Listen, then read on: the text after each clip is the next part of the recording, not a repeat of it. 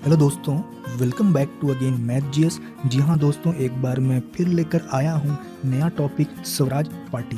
यह topic exam point of view से काफ़ी मोस्ट इंपॉर्टेंट टॉपिक है। इस टॉपिक से हमेशा हर टाइप के गवर्नमेंट एग्जाम में क्वेश्चन पूछे जाते हैं। इस वीडियो में मैंने हर तरह के फैक्ट्स और मटेरियल और जितने भी सारे प्रीवियस ईयर्स में अब तक क्वेश्चन पूछे गए हैं सबको ऐड किया है। यह टॉपिक अपने आप में कंप्लीट फुल टॉपिक है। इस वीडियो को देखने के बाद एग्जाम में इस टॉपिक से जो भी क्वेश्चन पूछा जाएगा वह आपसे नहीं छूटेगा। इस वीडियो को लास्ट एंड तक जरूर देखिएगा। हम लोग हमेशा की तरह सबसे पहले थ्योरी पार्ट को कवर करेंगे, फिर लास्ट में प्रीवियस ईयर्स में पूछे गए सारे क्वेश्चन को भी सॉल्व करेंगे, चाहे वह यूपीएससी से पूछे गए हों, BPSC, UPPCS, MPPCS, SSC, railway या अदर गवर्नमेंट एग्जाम में पूछे गए हों, सबको हम लोग लास्ट में सॉल्व करेंगे। दोस्तों, जो लोग अभी नए इस चैनल से जुड़े हैं तो वे इस चैनल को सब्सक्राइब कर लें और बेल आइकॉन को हिट करें ताकि नेक्स्ट वीडियो अपलोड होने पर आपको समय पे नोटिफिकेशन मिल सके। तो चलिए दोस्तों, स्टार्ट करते हैं हम लोग स्वराज पार्टी।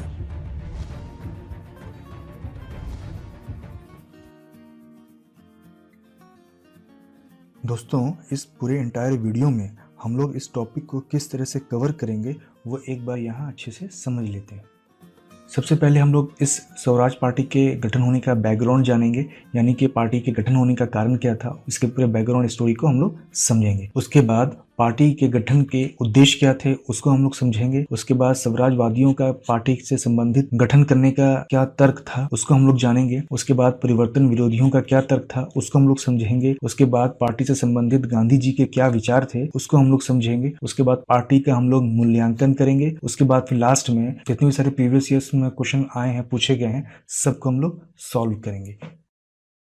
1920 में खिलाफत आंदोलन स्टार्ट हुआ। तो खिलाफत आंदोलन जो चल रहा था वह तुर्की साम्राज्य के समर्थन में चल रहा था और यह आंदोलन मुसलमानों के द्वारा लीड किया जा रहा था भारत में। इसी के समानांतर असहयोग आंदोलन भी चल रहा था। तो खिलाफत आंदोलन और असहयोग आंदोलन दोनों ही एक ही साथ एक ही प्लेटफॉर्म पर चल रहे थे और दोनों एक दूसरे को सहयोग कर रहे थे। इसी बीच 5 फरवरी 1922 को चौरी चौरा की घटना हो जाती है। चौरी चौरा की घटना होने के वजह से असहयोग आंदोलन वापस ले लिया जाता है। 10 मार्च 1922 को गांधी जी को गिरफ्तार कर लिया जाता है और 18 मार्च 1922 को ब्रूमफील्ड सेशन जज की अदालत में गांधी जी को 6 साल की सजा दी जाती है। अब क्या हुआ कि अब गांधी जी भी गिरफ्तार हो गए, आंदोलन भी वापस ले लिया गया। पहले लोग 2 साल से आंदोलन में बिजी थे। सडनली आंदोलन वापस ले लिए जाने के कारण अब लोग अचानक से शांत बैठ गए। पूरा वातावरण एक तरह से खामोश हो गया, हर तरफ सन्नाटा छा गया। इस प्रकार से भारतीयों में शून्यता उत्पन्न हो गई। राष्ट्रवादियों के बीच हताश की भावना फैलने लगी, संगठन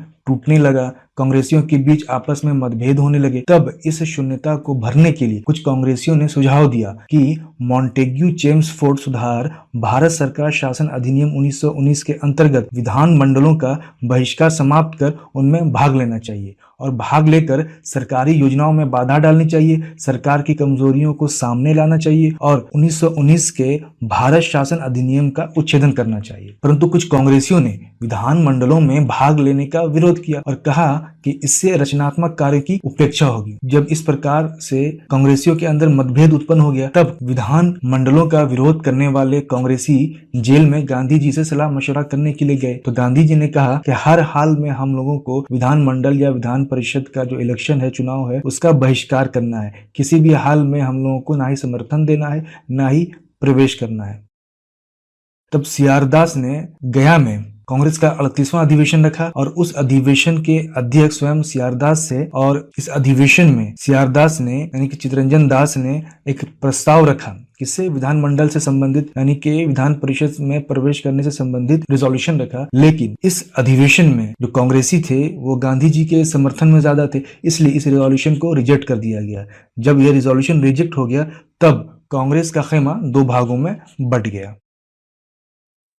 जब कांग्रेस का खेमा 2 भागों में बंट गया तो उसमें से पहला भाग परिवर्तनवादी यानी प्रो चेंजर्स कहलाया और दूसरा भाग अपरिवर्तनवादी यानी कि नो चेंजर्स कहलाया।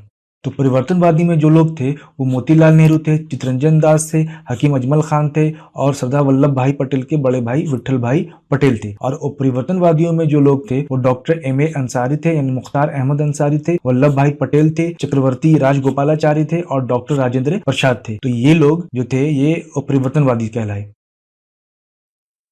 परिवर्तनवादी लोग जो थे वो कौन थे? तो वे लोग जो विधान परिषदों में प्रवेश की वकालत कर रहे थे उन्हें परिवर्तनवादी कहा गया, यानी कि प्रो चेंजर्स कहा गया। और वे लोग जो विधान परिषदों में प्रवेश का विरोध तथा स्वराज्यों के प्रस्ताव का विरोध कर रहे थे उन्हें परिवर्तन विरोधी या अपरिवर्तनवादी कहा गया, यानी कि नो चेंजर्स कहा गया। अब यहाँ पर परिवर्तनवादियों का क्या तर्क था? वह स्वराज पार्टी को गठन क्यों करना चाह रहे थे, क्यों विधान परिषद में प्रवेश करना चाह रहे थे? तो परिवर्तनवादियों ने यानी स्वराजवादियों ने अपना तर्क दिया। तो वो तर्क था, स्वराजियों का कहना था कि विधान परिषदों में प्रवेश से असहयोग आंदोलन की प्रगति अवरुद्ध नहीं होगी, अपितु इससे आंदोलन और प्रभावी बनेगा तथा इससे संघर्ष के नए द्वार खुलेंगे। कांग्रेस के बहिष्कार के बावजूद भी विधान परिषदें तो अपने अस्तित्व में बनी ही रहेंगी और चुनाव में संभवतः बड़े पैमाने पर लोग भाग भी लेंगे। इससे जनता पर कांग्रेस का प्रभाव कम हो जाएगा तथा महत्वपूर्ण पदों पर गैर कांग्रेसी व्यक्ति आसीन हो जाएंगे जो कांग्रेस को कमजोर बनाने का प्रयास करेंगे। यह सरकार के अवैध कानूनों को वैध बनाने के प्रयास का समर्थन करेंगे। विधान परिषदों में प्रवेश का उनका मुख्य लक्ष्य इसे राजनीतिक संघर्ष हेतु मंच के रूप में इस्तेमाल करना है। उनका ऐसा उद्देश्य नहीं है कि वह उपनिवेशी शासन के क्रमिक हस्तांतरण हेतु विधान परिषदों को हथियार के रूप में प्रयुक्त करना चाहते हैं। तो अब परिवर्तनवादियों ने अपना तर्क दे दिया। अब अपरिवर्तनवादी अपना क्या तर्क दे रहे थे? अपरिवर्तनवादी जो विधान परिषदों का बहिष्कार कर रहे थे, विरोध कर रहे थे, तो वो लोग क्यों विरोध कर रहे थे? तो उन्होंने अपना तर्क दिया। उन्होंने तर्क यह दिया कि संसदीय राजनीति में भाग लेने से जनता के बीच रचनात्मक कार्य की उपेक्षा होगी, राष्ट्रवादियों का उत्साह कमजोर पड़ेगा तथा नेताओं के बीच प्रतिद्वंदी पैदा होगी एवं राजनीतिक भ्रष्टाचार बढ़ेगा। विधायकों के रूप में विधान परिषदों में प्रवेश करने वाले लोग कालांतर में प्रतिरोध की राजनीति छोड़ देंगे तथा धीरे धीरे उपनिवेशी संविधान के समर्थक बन जाएंगे। विधान परिषदों से बाहर रहकर रचनात्मक कार्य के माध्यम से जनता को सविनय आंदोलन के दूसरे दौर के लिए ज्यादा अच्छे से तैयार किया जा सकता है। तो ये सारा तर्क जो था वो परिवर्तनवादियों का तर्क था।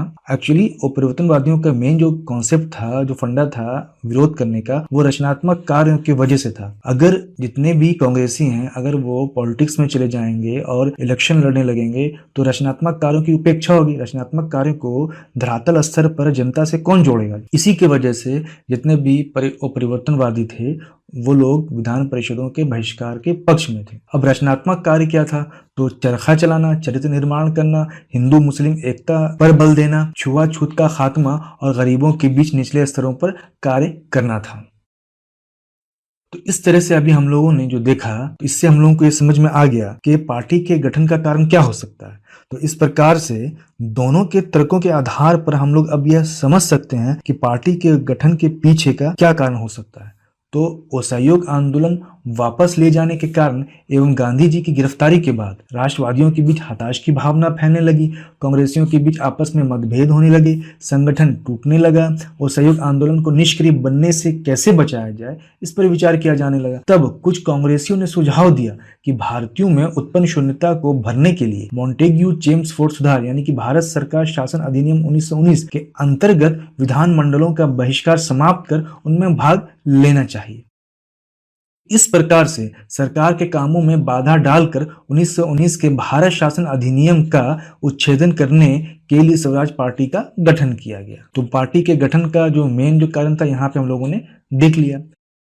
अब स्वराज पार्टी के गठन के दौरान होने वाली जितनी सारी घटनाएं हैं उसका घटनाक्रम है वो हम लोग देख लेते हैं। तो दिसंबर 1922 में बिहार के गया जिले में कांग्रेस का 38वां अधिवेशन किया गया और इस अधिवेशन के अध्यक्ष सीआर दास यानी चितरंजन दास थे और महामंत्री मोतीलाल नेहरू थे और यह अधिवेशन गया में किया गया था।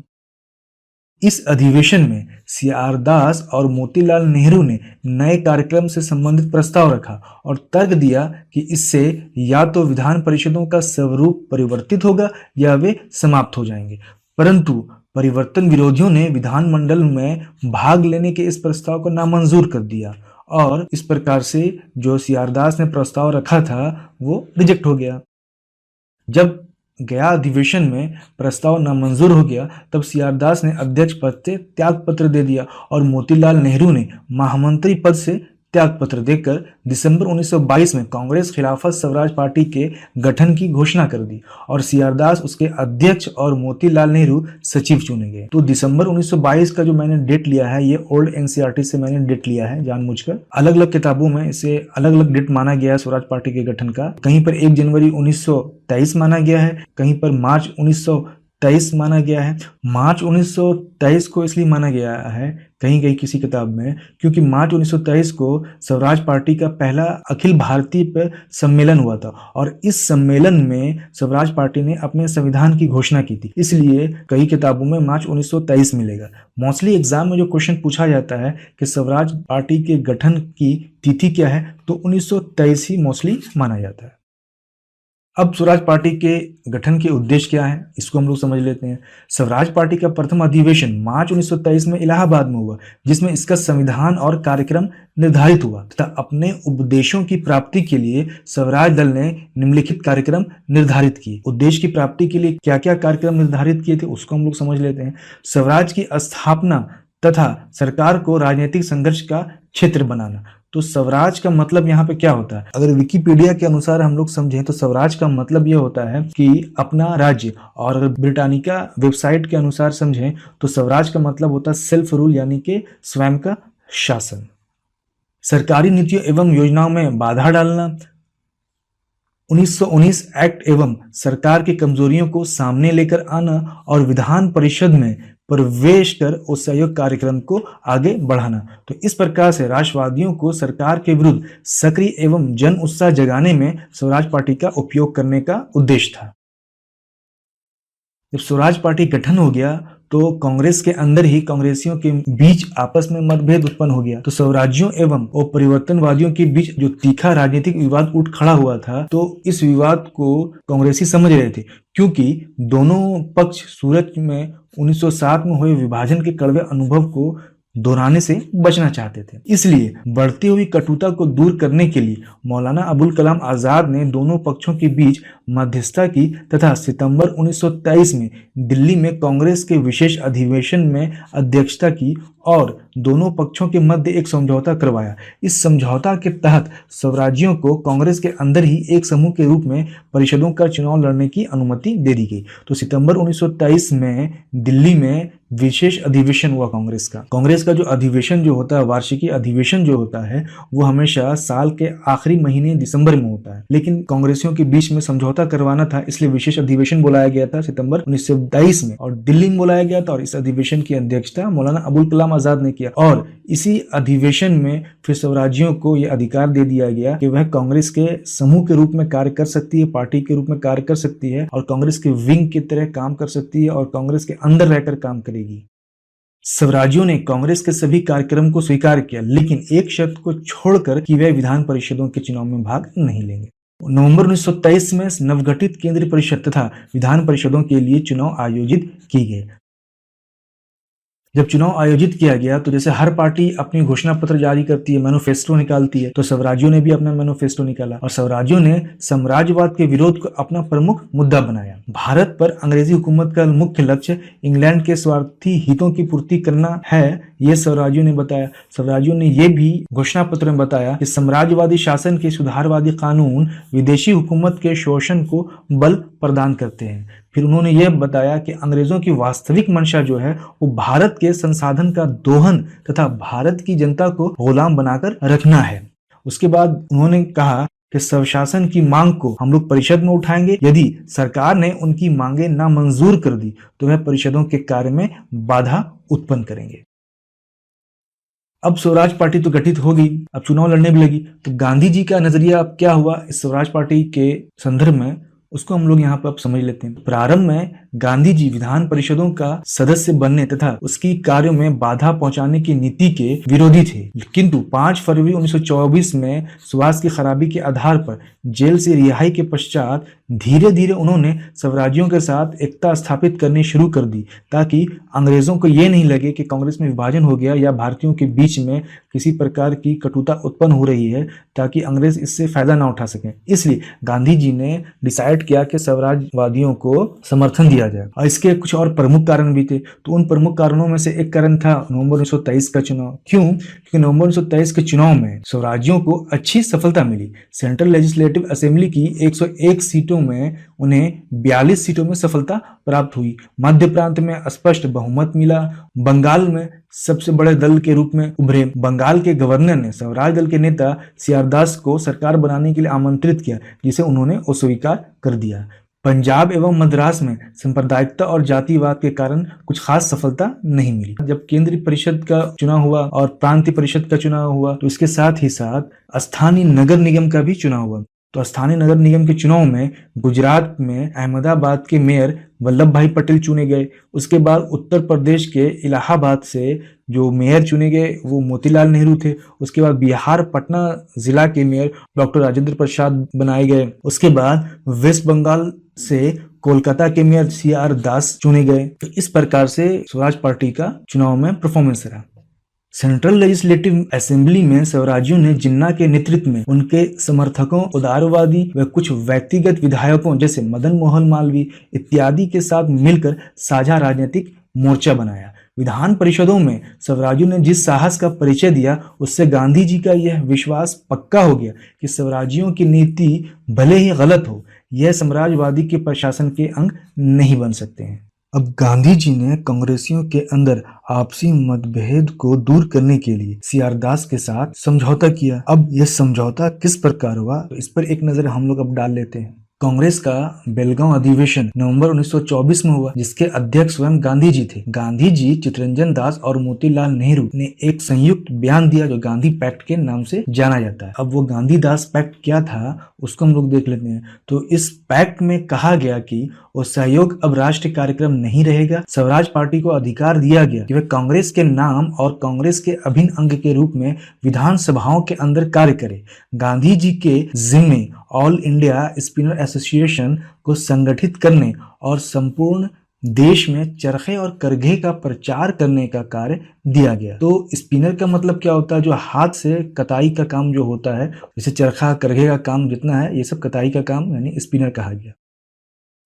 अब हम लोग स्वराज पार्टी के कार्य एवं उपलब्धियों को यहाँ पे समझ लेते हैं कि स्वराज पार्टी जो गठन हुआ तो उसने क्या क्या कार्य किए और उसने क्या क्या उपलब्धियां हासिल किया, उसको यहाँ पे हम लोग जान लेते हैं। तो ये बजट को प्रत्येक वर्ष अस्वीकृत कर देते थे। तो परिणाम स्वरूप वायसराय को अपना विशेषाधिकार द्वारा इसे पारित करना पड़ता था। तो जब जब बजट को पार्लियामेंट में प्रस्तुत किया जाता तो स्वराज पार्टी उसे अस्वीकृत कर देते और वायसराय को फिर स्पेशल पावर था, तो स्पेशल पावर का यूज करके फिर वायसराय बजट को आगे पास करता था। 1919 के अधिनियम की समीक्षा के लिए 1924 में मूडीमैन समिति नियुक्त की गई। अब जो स्वराज पार्टी के जो नेता थे उन्होंने फिर हंगामा किया कि 1919 का जो अधिनियम आया है तो उसकी समीक्षा के लिए समिति गठित करो। हालांकि 1919 अधिनियम की समीक्षा 10 साल के बाद करना था, लेकिन स्वराज पार्टी की जो दल के जो नेता थे उन्होंने कहा अधिनियम की समीक्षा के लिए एक समिति को गठित किया जाए। तब सरकार ने मूडीमैन समिति को गठित किया। तो अभी मूडीमैन समिति क्या थी तो इस पर हम लोग एक नजर डाल लेते हैं। तो मूडीमैन समिति 1924 में गठित किया गया। स्वराज पार्टी द्वारा स्वीकृत ब्रिटिश सरकार ने सर अलेक्जेंडर मूडीमैन की अध्यक्षता में एक समिति गठित की गई, जिसे मूडीमैन समिति कहा गया। इस समिति में ब्रिटिशों के अतिरिक्त 4 भारतीय सदस्य भी थे। तो मोहम्मद अली जिन्ना थे, सर शिवास्वामी अय्यर थे, डॉक्टर आरपी प्रांजपे थे और सर तेज बहादुर सप्रू थे। अब ये मूडीमैन समिति आखिर थी क्या, तो उसको और समझ लेते हैं। तो भारतीय परिषद अधिनियम 1919 के तहत 1921 में स्थापित संविधान और द्वैध शासन प्रणाली की कामकाज की समीक्षा करना था। इसी अधिनियम की समीक्षा के लिए मूडीमैन समिति को गठित किया गया था। इस समिति की रिपोर्ट को 1925 में प्रस्तुत किया गया, जो 2 भागों में विभाजित थी, एक अल्पसंख्यक रिपोर्ट के आधार पर और एक बहुसंख्यक रिपोर्ट के आधार पर। अल्पसंख्यक रिपोर्ट में केवल गैर सरकारी भारतीय शामिल थे। इसका मानना था कि 1919 का एक्ट असफल साबित हुआ है। और बहुसंख्यक रिपोर्ट में सरकारी कर्मचारी और निष्ठावान लोग शामिल थे। इन्होंने घोषित किया कि द्वैध शासन स्थापित नहीं हो सका है। तो ये मूडीमैन समिति थी। इसके बारे में हम लोगों ने एक छोटा सा शॉर्ट ओवरव्यू ले लिया है। मार्च 1925 में विट्ठल भाई पटेल सेंट्रल लेजिस्लेटिव असेंबली के अध्यक्ष यानी कि स्पीकर चुने गए। 1925 में मोतीलाल नेहरू ने स्क्रीनिंग कमेटी की सदस्यता स्वीकार की, जो सेना के तीव्र गति से भारतीयकरण के लिए नियुक्त की गई थी। गोलमेज सम्मेलन की भी बैठक के लिए स्वराज पार्टियों ने जोर दिया। तो गोलमेज सम्मेलन की बैठक के लिए स्वराज पार्टी ने क्यों जोर दिया, तो इसको हम लोग समझ लेते हैं। गोलमेज सम्मेलन में क्या होता है कि राउंड टेबल होता है। उस राउंड टेबल के चारों तरफ अलग अलग प्रतिनिधि बैठे रहते हैं और राउंड टेबल में खासियत ये होती है कि इसमें कोई भी चेयरपर्सन नहीं होता, कोई भी मुख्य चेयरपर्सन नहीं होता है, सब लोग एक समान होते हैं। और इसलिए स्वराजवादियों का कहना था कि सब मिलके हम लोग राउंड टेबल पर बैठेंगे, सब अपने अपने मत रखेंगे, हम लोग भारतीयों के लिए जो नीति लाएंगे उस पर बहस करेंगे और सब लोग एक समान होंगे। अंग्रेज सुपीरियर नहीं है और भारतीय इन्फीरियर नहीं है, यानी सब एक समान है। इसलिए हम लोग राउंड टेबल पर और बैठकर हम लोग बात करेंगे। और रेक्टेंगल टेबल पे क्या होता है, मीटिंग के दौरान एक चेयरपर्सन होता है, यानी एक मुख्य चेयरपर्सन होता है, वही हर चीज को डिसाइड करता है। बाकी जितने सारे सदस्य अपने अपने मत प्रस्तुत करते हैं, लेकिन जो मेन चेयरपर्सन होता है वो डिसाइड करता है, पूरी मीटिंग को वही कंडक्ट करता है। जबकि राउंड टेबल में ऐसा नहीं है, सब लोग एक समान होते हैं और सब मिलके एक कॉमन डिसीजन पे आते हैं। इसलिए 1930, 31 और 32 में ये तीनों राउंड कॉन्फ्रेंस हुआ था इंग्लैंड में। 1922 से 1928 तक कांग्रेस लगभग शांत रही, इसलिए माहौल गर्म बनाए रखने की जिम्मेदारी स्वराज पार्टी की ही रही। 1928 में सार्वजनिक सुरक्षा विधेयक बिल स्वराज्यों के विरोध के कारण यह बिल पारित नहीं हो सका। अब यह बिल क्या था उसको समझ लेते हैं। इस विधेयक में यह प्रावधान था कि सरकार स्वाधीनता संग्राम समर्थक गैर भारतीयों या अवांछित तथा विध्वंसकारी चरित्र वाले विदेशियों को देश से निर्वासित कर सकती है। तो यह बिल जो लाया गया था वो विदेशियों के लिए लाया गया था जो भारत में रह रहे थे, और यह बिल वैसे विदेशियों के लिए लाया गया था जो भारतीय स्वतंत्रता संग्राम को सपोर्ट कर रहे थे और सहयोग दे रहे थे। जब बिल पुनः पेश करने की कोशिश की गई तो परिषद के अध्यक्ष विट्ठल भाई पटेल ने उसे पेश करने की अनुमति तक नहीं दी। उन्होंने इस विधेयक को भारतीय गुलामी विधेयक नंबर 1 की संज्ञा दी। अब स्वराज पार्टी के पतन के कारण क्या थे उसको हम लोग समझ लेते हैं। स्वराज पार्टी को सफलता के कारण क्या थे उसको एक बार हम लोग यहाँ पे जान लेते हैं। असहयोग आंदोलन वापस लिए जाने के कारण सांप्रदायिक तत्वों ने स्थिति का फायदा उठाकर अपने विचारों का प्रचार किया और 1923 के बाद देश में एक के बाद एक कई सांप्रदायिक दंगे हुए। 16 जून 1925 ईस्वी में देशबंधु चितरंजन दास की मृत्यु होगी। तो चितरंजन दास की मृत्यु के कारण स्वराज पार्टी कमजोर हो गई। उसके बाद हिंदू सांप्रदायिकता के कारण स्वराज दल में मतभेद उत्पन्न हो गया। उसके बाद हिंदूवादी दल की फिर स्थापना की गई स्वराज पार्टी के अंदर ही। उसके बाद फिर परिणाम स्वरूप 1926 के निर्वाचन में स्वराज पार्टी को सफलता नहीं मिली। अब एक एक करके सारे पॉइंट्स हम लोग देख लेते हैं थोड़ा विस्तार से। जून 1925 में देशबंधु चितरंजन दास की मृत्यु के बाद सांप्रदायिक तत्वों ने स्थिति का फायदा उठाकर मोतीलाल नेहरू के विरुद्ध साजिश करना प्रारंभ कर दिया। अब चूंकि चितरंजन दास रहे नहीं, सबसे पावरफुल नेता वही थे स्वराज पार्टी के। उसके बाद मोतीलाल नेहरू थे, तो मोतीलाल नेहरू फिर अकेले पड़ गए। तो मोतीलाल नेहरू जब अकेले पड़ गए तो जितने भी सारे सांप्रदायिक तत्व थे, जो लोग थे, उन्होंने मोतीलाल नेहरू के विरुद्ध फिर साजिश करना स्टार्ट कर दिया। स्वराज पार्टी के नेता मोतीलाल नेहरू और चितरंजन दास कट्टर राष्ट्रवादी थे, मगर सांप्रदायिकता ने इस पार्टी को विभाजित कर दिया। अब स्वराज पार्टी के अंदर भी दो गुट बन गया। तो जो एक गुट जो था वो नन रिस्पॉन्सिविस्ट कहलाया और दूसरा ग्रुप जो था रिस्पॉन्सिविस्ट कहलाया।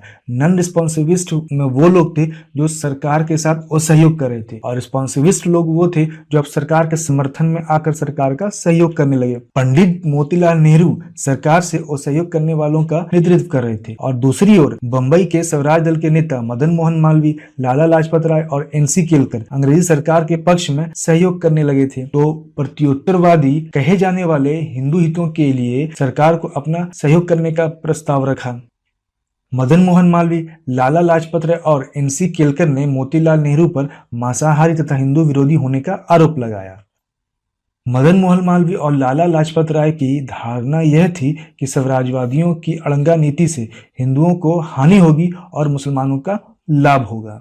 यह सोचकर उन्होंने कांग्रेस से हटकर एक नया दल हिंदूवादी दल की स्थापना की। उनके इस निर्णय से कांग्रेस के साथ साथ स्वराज दल को भी बड़ा झटका लगा। स्वराज पार्टी में घुसपैठ कर रहे सांप्रदायिक तत्वों को रोकने में असफल रहे। परिणाम स्वरूप 1926 के निर्वाचन में स्वराज पार्टी को सफलता नहीं मिल सकी। तो अब इस तरह से पार्टी के अंदर भी विभाजन स्टार्ट हो गया, दो गुट बन गए। तो पार्टी के अंदर जब दो गुट बन गए तो पार्टी को टूटने से बचाने के लिए एवं संसदीय भ्रष्टाचार को रोकने तथा कार्यकर्ताओं को निराशा से बचाने के लिए पार्टी के मुख्य नेतृत्व ने सविनय अवज्ञा आंदोलन के प्रति अपनी आस्था व्यक्त की और मार्च 1926 से विधानमंडल में भाग न लेने का फैसला किया। चूंकि जितनी भी अब घटनाएं घटित हो रही थी, सांप्रदायिकता बढ़ रही थी पार्टी के अंदर, वो सिर्फ और सिर्फ इलेक्शन की वजह से बढ़ रही थी। इसलिए पार्टी के जो मुख्य नेतृत्वकर्ता मोतीलाल नेहरू थे और जो उनके सपोर्टर थे, उन्होंने डिसाइड किया कि अब जो 1926 का जो विधानमंडल का जो चुनाव होगा उसमें हम लोग पार्टिसिपेट नहीं करेंगे। लेकिन जो दूसरी ओर जो सांप्रदायिक तत्व थे, जो स्वराज पार्टी के दूसरे खेमे में थे, तो उन्होंने नवंबर 1926 के चुनावों का समर्थन किया तथा इसमें भाग लेने का फैसला किया। लेकिन सांप्रदायिकता की वजह से पार्टी कमजोर हो चुकी थी और चुनाव में इसलिए सफलता नहीं मिल सकी। इस प्रकार से 1923 के लाहौर कांग्रेस अधिवेशन में पारित प्रस्ताव और सविनय अवज्ञा आंदोलन के छिड़ने के कारण 1930 में स्वराज पार्टी ने विधानमंडल का दामन छोड़ दिया। तो स्वराज पार्टी से संबंधित कंक्लूजन हम लोग यहाँ पे थोड़ा समझ लेते हैं। स्वराजवादियों के कार्यों की तीखी आलोचना की जाती है। अनेक कांग्रेसी नेता का विचार था कि अड़ंगा डालने की नीति अव्यावहारिक और निरर्थक थी। डॉक्टर जकरिया का विचार है कि स्वराजवादियों की स्थिति उन व्यक्तियों जैसी थी जो अपनी रोटी को रखना भी चाहते हैं और खाना भी चाहते हैं। स्वराज पार्टी अपने उद्देश्यों में आंशिक सफलता ही प्राप्त कर सका। इनके विरोध के बावजूद सरकारी नीतियों में कोई परिवर्तन नहीं हो सका। इस दल के कार्यों का महत्व इस बात में है कि इसने असहयोग आंदोलन के बाद की शिथिलता के समय जनता में उत्साह और साहस का वातावरण तैयार किया। जिस समय कांग्रेस रचनात्मक कार्यों में व्यस्त थी और गांधी जी ने राजनीति से संन्यास ले लिया था, उस समय स्वराजवादियों ने राष्ट्रीय आंदोलन का नेतृत्व संभाला तथा अपनी अड़ंगावादी नीतियों के परिणाम स्वरूप द्वैध शासन को व्यर्थ कर दिया। साइमन कमीशन ने भी यह स्वीकार किया था कि उस समय स्वराज दल ही एक सुसंगठित और अनुशासित दल था जिसके पास एक सुनिश्चित कार्यक्रम था। नवंबर 1923 में जब साइमन कमीशन के गठन की घोषणा हुई तो भारत इस अंधेरे से फिर बाहर निकला और राजनीतिक संघर्ष का एक नया युग आरंभ हुआ। तो संक्षेप में, इन शॉर्ट में अगर हम लोग समझें कंक्लूजन को, तो स्वराज दल ने भारतीय राष्ट्रीय आंदोलन के अंधकार पूर्ण समय में आशा की किरण जगाई और जनता में उत्साह तथा नवजीवन का संचार किया। तो इस तरह से हम लोग स्वराज पार्टी के कंक्लूजन समझे। तो कुल मिलाकर स्वराज पार्टी के पतन या सफलता का कारण एक यही था कि सांप्रदायिक तत्वों का इसमें आ जाना हुआ। सांप्रदायिकता के कारण ही स्वराज पार्टी का पतन हुआ। अब बीपीएससी के लिए कुछ फैक्ट्स हम लोग देख लेते हैं। बिहार में फरवरी 1923 में बिहार स्वराज दल का गठन श्री कृष्ण सिंह ने किया। बिहार स्वराज पार्टी के प्रथम अध्यक्ष श्री नारायण प्रसाद हुए और सचिव जो थे वो अब्दुल बारी हुए और सहायक सचिव जो थे वो कृष्ण बल्लभ सहाय थे। 2 जून 1923 को पटना में स्वराज दल की आरंभिक बैठक हुई और नवंबर 1923 में विधानमंडल का आम चुनाव हुआ। स्वराज दल का विशेष प्रभाव बिहार में नहीं पड़ा। दिसंबर 1923 तक बिहार में इसकी विफलता स्पष्ट हो चुकी थी और विधानमंडल में स्वराज पार्टी को 8 सीट मिली थी और विधान परिषद में स्वराज पार्टी को 10 सीट मिली थी। हम लोगों ने अब थ्योरी पार्ट को देखा। अब हम लोग एग्जाम में जितने भी सारे क्वेश्चन आए हैं, चाहे वो BPSC, UPSC, PCS, UPPCS, MPPCS, SSC, railway, सबको हम लोग यहाँ पे सॉल्व करेंगे। जितना भी हम लोगों ने अभी थ्योरी पार्ट कवर किया है, इससे बाहर एग्जाम में एक भी क्वेश्चन नहीं आएगा। 1923 में स्वराज पार्टी का गठन किसने किया? तो सीआर दास एवं मोतीलाल नेहरू ने किया था। तो इसका आंसर सी हो गया। उसके बाद निम्नलिखित में से कौन देशबंधु के नाम से प्रसिद्ध है? तो देशबंधु के नाम से प्रसिद्ध चित्तरंजन दास है। स्वराज आम जनता के लिए होना चाहिए, केवल वर्गों के लिए नहीं, कि प्रसिद्ध सूत्र की घोषणा की तो सीआर दास ने किया था। स्वराज दल की स्थापना किसने की? चित्तरंजन दास एवं मोतीलाल नेहरू ने। कांग्रेसी नेताओं द्वारा मॉन्टेग्यू चेम्सफोर्ड रिपोर्ट की निंदा करने पर कई नरमपंथियों ने पार्टी को छोड़कर निम्न में से कौन सी पार्टी का गठन किया? तो इंडियन लिबरल फेडरेशन का। भारत में स्वराज पार्टी की स्थापना निम्नलिखित कारणों में से एक अथवा अधिक के लिए की गई थी। तो गांधी जी द्वारा असहयोग आंदोलन वापस ले लेना, बिल्कुल सही। काउंसिलों में प्रवेश कर तथा उनमें काम न करने देकर 1919 के भारत शासन अधिनियम का उच्छेदन करना, यह भी सही। ब्रिटिश सरकार द्वारा दमन, यह गलत। भारतीयों द्वारा इस आशय की अनुभूति कि उन्हें प्रशासन का अनुभव प्राप्त करना चाहिए, ये भी गलत। तो एक सही, 2 सही, इसका मतलब आंसर बी हो गया। निम्न में से किसने स्वराज पार्टी निर्माण करने के लिए कांग्रेस के अध्यक्ष पद से त्याग पत्र दिया था? तो सीआर दास ने त्याग पत्र दिया था। तो अध्यक्ष पद से, और मोतीलाल नेहरू ने महामंत्री पद से त्यागपत्र दिया था। स्वराज पार्टी को संस्थापित किया था तो किसने किया था? CR दास तथा मोतीलाल नेहरू ने। निम्न में से कौन स्वराज पार्टी के गठन से संबंधित थे? सुभाष चंद्र बोस नहीं, CR दास थे, मोतीलाल नेहरू भी थे, जवाहरलाल नेहरू नहीं। आंसर क्या हुआ? 2 और 3, तो इसका आंसर बी हो गया। मोतीलाल नेहरू और CR दास द्वारा 1923 में गठित पार्टी का नाम क्या था? तो स्वराज पार्टी था। मोतीलाल नेहरू स्वराज दल के नेता थे। निम्न में से कौन दल में नहीं था? तो श्रीनिवास अयंगर थे, विट्ठल भाई पटेल थे, चितरंजन दास थे, C राजगोपालाचारी ये नहीं थे। तो इसका आंसर क्या हो गया? डी। निम्न में से कौन एक स्वराज पार्टी से संबंधित नहीं थे? तो मोतीलाल नेहरू संबंधित थे, NC केलकर भी थे, CR दास भी थे, राजेंद्र प्रसाद ये नहीं थे, विरोध में थे। निम्नलिखित घटनाओं का सही कालक्रम चुनिए। लखनऊ समझौता 1916 में हुआ था। स्वराज दल की स्थापना 1923 में हुआ था। उसके बाद जालियांवाला बाग हत्याकांड 13 अप्रैल 1919 को हुआ था। उसके बाद बाल गंगाधर तिलक की मृत्यु 1 अगस्त 1920 को हुआ था। तो इस प्रकार से आंसर इसका सी हो गया। स्वतंत्रता पूर्व भारत में निम्नलिखित में से किसने केंद्रीय विधानसभा में स्वराज दल का समर्थन किया था? तो मोहम्मद अली जिन्ना ने किया था। बिहार के स्वराज पार्टी की स्थापना हुई 1922 में नहीं, 1921 में नहीं, 1924 में नहीं, फरवरी 1923 में। निम्नलिखित में से किन लोगों ने 16 दिसंबर 1922 को इंडिपेंडेंट पार्टी बनाने का निर्णय लिया था? तो मोहम्मद अली जिन्ना ने और मदन मोहन मालवीय ने। तो इसका आंसर क्या हो गया? सी। सेंट्रल लेजिस्लेटिव असेंबली का प्रथम भारतीय अध्यक्ष कौन था? तो वल्लभ भाई पटेल थे। वे राष्ट्रीय नेता कौन थे जो 1925 में सेंट्रल लेजिस्लेटिव असेंबली के अध्यक्ष निर्वाचित हुए थे? तो वल्लभ भाई पटेल। अगस्त 1925 में सेंट्रल लेजिस्लेटिव असेंबली का अध्यक्ष निम्नलिखित में से कौन था? विट्ठल भाई पटेल थे। निम्नलिखित में से स्क्रीन कमेटी की सदस्यता किसने स्वीकार की थी? तो मोतीलाल नेहरू ने की थी। बिहार ने तिलक स्वराज फंड के लिए कितनी धनराशि एकत्रित की थी? तो 7.5 लाख रुपए कर ली थी। स्वराज पार्टी का गठन हुआ 1 जनवरी 1923 को। बिहार में स्वराज पार्टी के प्रथम अध्यक्ष बने तो कौन बने? श्री नारायण प्रसाद। स्क्रीन कमेटी की नियुक्ति की गई थी 1923 में होने वाले दंगों की समीक्षा के लिए नहीं, 1919 के अधिनियम की समीक्षा के लिए बिल्कुल नहीं, कांग्रेसियों के मध्य उत्पन्न हुए मतभेदों को दूर करने के लिए बिल्कुल नहीं, सेना के तीव्र गति से भारतीकरण करने के लिए। 1923 में हुए विधानमंडल के आम चुनाव में स्वराज पार्टी ने बिहार में विधानसभा के कितने सीटों पर विजय प्राप्त की थी? तो 8 सीटों पर प्राप्त की थी। 1923 के चुनाव में बिहार में स्वराज पार्टी ने विधान परिषदों में कितनी सीटें प्राप्त की थी? तो 10 सीटें प्राप्त की थी। स्वराज दल ने किस राज्य में स्पष्ट बहुमत प्राप्त किया? उत्तर प्रदेश में नहीं, बंगाल में किया था। तो आंसर बी हो गया। और मध्य प्रांत में भी किया था।